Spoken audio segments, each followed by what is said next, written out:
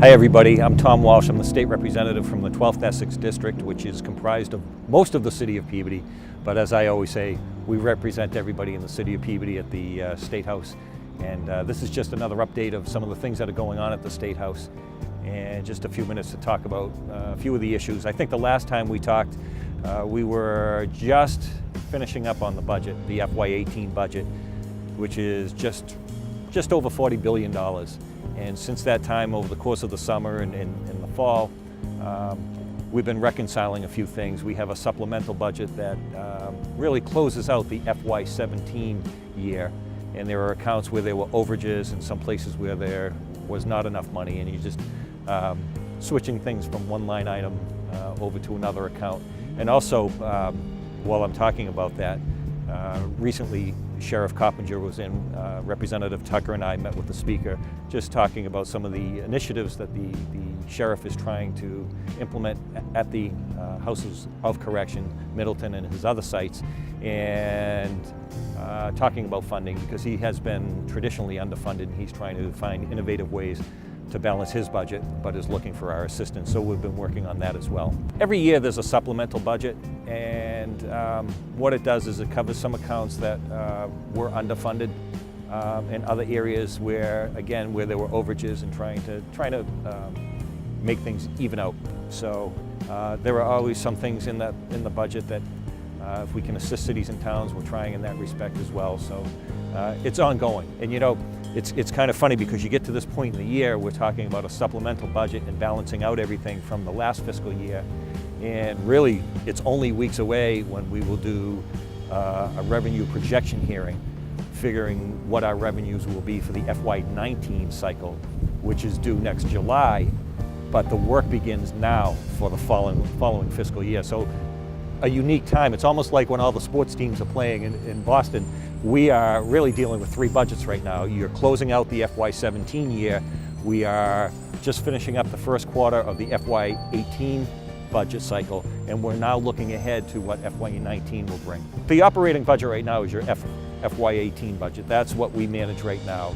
It's really closing out the FY17. So it sounds ominous, but you know, we have a lot of people, a lot of staff, a lot of expertise, and that's what helps us get through that. So you know, the Governor's Office, Administration and Finance, they are on top of this all the time, and then the House and the Senate work with them on that. There's a lot of highway work that is expected to happen in the next year or two throughout Peabody.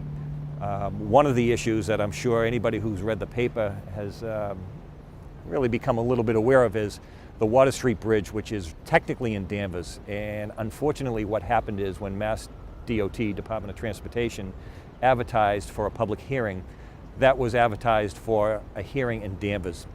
And if you're familiar with 128, between Endicott Street and Danvers and the Route 114 exit in Peabody, there's a section there, there's actually a bridge that's level with the highway, where the water runs underneath the highway, and that has to be replaced. It's in dire need of replacement. Along with that, Mass DOT is expecting to create an acceleration lane and a deceleration lane. So when you come off of 128 Endicott Street in Danvers and you're coming onto 128 southbound, there'll be an acceleration lane. So they're moving over about 4 feet to create that acceleration lane. And then as soon as the acceleration lane ends, you're in a deceleration lane to take exit 25B, which is Route 114 west, which is in Peabody. The difficult part of this is the Tammy Lane residents really come right up close to Route 128, and they're very concerned about the noise during the construction, and have requested a sound barrier, which is, for anybody who is familiar driving along Route 128, especially if you go further down to the Wakefield, Reading area, there are a lot of them, and there are a few that have been recently constructed in Danvers when they changed the intersections at Route 62 and Route 35. It is a very complicated equation, what qualifies, who qualifies for a sound barrier. So as I've explained to the neighbors, and we're working with them, the Mayor's Office, Senator Lovely, Representative Speliotis, we're all working together trying to mitigate this noise problem as best we can. But as I said to the neighbors, we really have two fights. The first one is making sure that they're protected during the construction. And they would really like to have that sound barrier, which I see as a separate yet concurrent battle. And that one's going to be very difficult. I'm not trying to sugarcoat it and think that we're going to, next week have this sound barrier, but there are a lot of things that go into that. But it's a fight worth fighting, but the first thing is making sure they're protected during the construction. We're also expecting, probably within the next year or so, perhaps next summer or next fall, that the resurfacing along Route 1 will continue down, come northward, I guess would be the best way. Over the course of the last year or two, you've noticed from really Malden, Revere, Saugus. Now, next year, Mass DOT is looking into the Linfield Peabody stretch of Route 1, and that will be a complete resurfacing, and there will be some bridge work. So we don't have much information on that yet, just we're anticipating that project will be coming our way. The last time we talked about autonomous vehicles, and I'm absolutely fascinated by this issue. And just the other day, a group of us from the Transportation Committee had a conversation with an engineer who's really, his expertise is in autonomous vehicles and what to expect. And I think the first time I said how fascinated I was, and that this was really here, that cars today have a lot of the technology that will be used when we have a self-driving vehicle. But what we talked about the other day, and something that we as a state need to get ready for, and a lot of different industries need to get ready for, is that autonomous vehicles will mean fewer jobs for truck drivers, because long-haul truck drivers is one area where I think a lot of companies will look, and that's something we need to be concerned about. The other interesting thing in this conversation was that probably in the next 15 years, the combustion engine will be a thing of the past, and that most vehicles will be battery operated or electric operated. So we have a host of issues there that we need to deal with. So as we shift to more of a reliance on electric and battery operated vehicles, there'll be less reliance on gasoline. And that will impact the state because we have a gas tax, and that's how we fund projects on our roads and bridges. Just we were talking about what we're doing on Route 1 and the 128 project. So that's something that the Massachusetts legislature is going to have to address and anticipate over the course of the next several years. And it's not unique to Massachusetts. This is going to be a countrywide issue. If you've read any articles, we know that Volvo, by 2019, all their vehicles are going to be battery operated. So you're going to see a shift to that. You also, the example, if you look at Ford Motor Company, they're not an automotive company anymore. They call themselves a mobility company. So things are shifting. It's just like the cell phone craze from several years ago, how we all couldn't imagine that we'd have a cell phone and everybody is connected. Now we use it as a computer. The same thing is happening in transportation. So there are some significant changes that are going to occur over the course of the next decade or so, and we need to start planning now for that eventuality. The way people purchase their vehicles is going to change too. Leasing is back. We talked about that the last time. It's become much more prevalent than it had been for the last 10 years or so. But there's a change in how we pay taxes on that, the sales tax and things like that. So, we have to adjust for that. The other thing is, as I was talking about the future, some of the ideas for down the road are that you will actually not own your own vehicle, that you will subscribe to a service, and they will pick you up and bring you to work and drop you off, come back and get you at the end of the day. So it sounds like futuristic things, but it's happening now, and we have to anticipate a lot of those issues and how we'll deal with it as a state.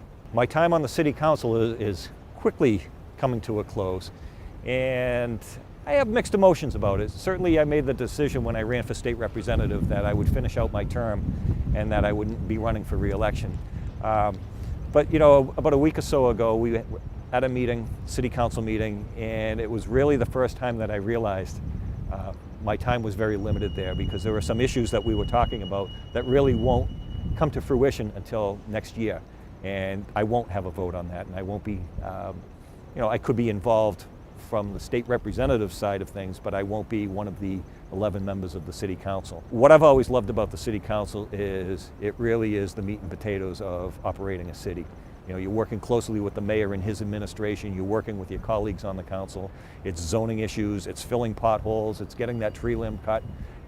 We've had some success. There were a few things that that we were able to do over the years. We were able to work to get that left-hand turning lane on Lowell Street onto Endicott Street in Peabody.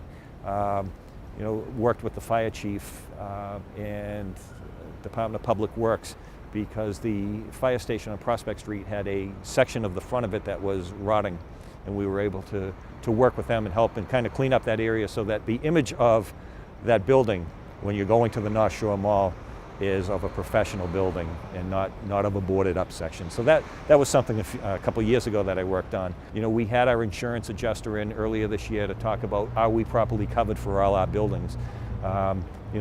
Working on some things for the city in my role as state representative, but also as a city councilor voting for it, to tell me what to do up here. And one of those things was the liquor licenses. The mayor has been very aggressive in trying to rejuvenate Peabody Square, and the council has been, I think, incredibly supportive of those efforts. And one of the pieces to that puzzle is, in order to attract new restaurants to the downtown area, they want to be able to serve alcohol to their patrons. Doesn't mean we're having all these bars. What it means is there are a couple family restaurants that are coming downtown, and they want to have that opportunity. So the city council voted for an additional 20 liquor licenses, or requested that of the state, and then Representative Speliotis and Senator Lovely and I filed legislation. We got it through the process, and we are hopeful that any day now that legislation will be signed into law. And what that does is that allows now the city to issue through the ABCC here in Boston the additional licenses. Now, we know from the mayor's announcements that we have at least 3 new restaurants that are going to locate downtown. I suspect that each one of those will apply for one of those licenses. So already we're seeing the effects of the efforts of the council, the mayor, and our state delegation working together. It is really showing some results in downtown Peabody. There are times when the different roles mesh, and it's nice.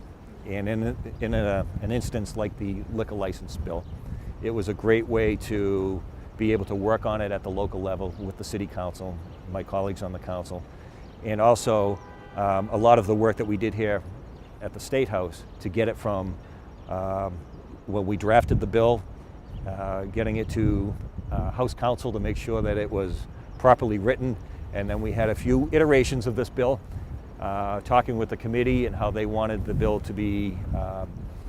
Originally we requested 20 licenses all at once for certain regions of the city, and then it was the suggestion of the committee members here that maybe you should roll these out. We'll do the first increment of 4 for downtown Peabody, 4 for the Route 114 area, and then 1 for Centennial Park. Once those are issued, then we'll be eligible for the rest of the licenses. And that was really running back and forth from the State House back to City Hall and making sure that we could get things to work together, and it has worked and will work over the course of the next couple of years. There's always little things, traffic issues. We had an issue with Councilor Turco on Bartholomew Street where there were heavy trucks that were using the street and they weren't supposed to be. And we were able to work with Department of Transportation to prohibit those trucks from going on Bartholomew Street, and it gives the Peabody Police the authority to enforce that, because that was missing. There's another piece to that we have not yet solved, and that is when a truck driver is driving, it doesn't show up on his GPS that he's prohibited from driving that street. So if the sign isn't there, sometimes mistakenly on Bartholomew Street and other streets this has occurred, and what we're trying to do is figure out a way, either through Google or the GPS manufacturers, how that can be included, because MassDOT says they have no wherewithal to do that. So that's a project we're working on. I also, the City Council, there's just something about it. You're so close to everything. And it's, some people think it might be mundane, but if you can help a person who has a big crack in their sidewalk, and you can have Department of Public Services fix that for them, that's a big deal. So some people, oh geez, a tree limb. It's important. These are important things, and you are a conduit to all your neighbors, to local government and state government. So it's fun. I mean, we're all in it because we want to help, and there's something fascinating about it, I think. So one of the other issues that I think the last few times we've talked, is the issue of the registry of motor vehicles. And I do think that we are making progress. I think there's some light at the end of the tunnel, even though we had a setback when a site had been chosen in Danvers, right on the Peabody line, and the owners of that property were foreclosed on. So the whole request for proposals and the bidding had to be advertised and go out to bid again. I am pleased that that site is one of the sites that has bid again, and it's a different, the bank owns the property, but there's a management company that's operating the plaza. So we're hopeful that negotiations can come to a point where they will consider that site. There are a couple other sites that were in Peabody. I'm not sure that they are the best sites. There's also a site in Wakefield that I think is a horrible site, because as far as I'm concerned, if you're living on the North Shore, and we're really thinking about people from Rockport down to the Peabody, Salem, Lynn area. And if we're going to travel to Wakefield, we might as well just go to Wilmington where it already exists. So I'm very hopeful. I have encouraged the registrar and her administration to do everything they can to pick a site that is close to the highway and really services that North Shore area, the Peabody, Salem, Danvers area. So we're working on that, and we'll stick with that until it's finally resolved. We talked about the yield sign at Centennial Drive on Route 128. That has been restriped, repaved, and now the yield sign is for the traffic that is coming off of Route 128 North into Centennial Park. There is a right lane that they don't have to yield, they just go right around the corner onto Centennial Drive heading westerly. Those who are heading over to Summit Street and off to either Peabody or Salem, they have to yield. It's not the people coming over the bridge, and it's the way we were taught how to drive in Massachusetts. This is something that the police asked me to work on. We were successful with MassDOT in getting that done, so pleased to say that seems to be working fairly well. And just looking ahead over the course of the next weeks and months, there are several big items here at the State House that we'll be dealing with as a legislature. Criminal justice reform is a huge bill. That really is taking a lot of bills that people have filed, combining them together, and we'll have one omnibus bill that should be coming out in the fairly soon future, if that's the way to put it, fairly quickly. And then a housing bond bill, which will help our housing authorities. Again, the number one issue that we get at our office is housing requests, and they're very difficult to resolve. There's just not enough housing for people, and it's all markets, but this housing bond bill should go a long way to easing some of that pain. Just lastly, on the city council, even though I'm leaving and I won't be a member of the council come January, on inauguration evening, I will still be there. I mean, how can you miss me if I won't go away?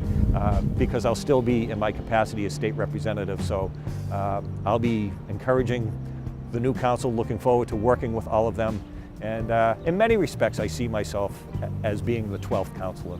So even though I don't have a vote on that floor, anytime they need something, they know that they can come to me and work on behalf of the city. As always, the best way to find me is my office number, which is 617-722-2676. My email is thomas.walsh@mahouse.gov. And again, still at the City Council for a few more meetings, and you can find me around town. I try to get to as many events that I can.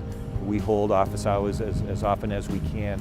And people know where to find me. I live around town, I try to stay active in everything, and honestly, that's how I can get some of the things done here, because I know what the concerns are of my constituents and the residents of Peabody. So I'm around. Anytime, contact me.